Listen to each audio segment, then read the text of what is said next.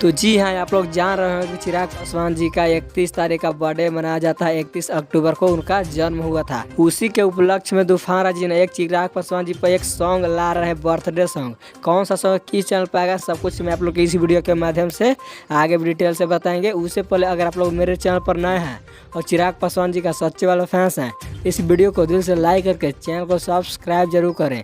ताकि बिना समय लेते हुए इस वीडियो को स्टार्ट कर देते हैं। तो सबसे पहले मैं आप लोग को बता दूं कि जो चिराग पासवान जी का सॉन्ग आ रहा है, बर्थडे सॉन्ग, उस सॉन्ग का बोल है जुग जुग जिया चिराग भैया। इस सॉन्ग को गाया तूफान राज और अंजलि आर्या। काफ़ी हाई लेवल का सॉन्ग है। आप लोग को बता दूं कि इस सॉन्ग को कल या परसों रिलीज किया जा सकता है, लेकिन इसका भी डेट रिलीज नहीं किया गया है कि कब रिलीज किया जाएगा।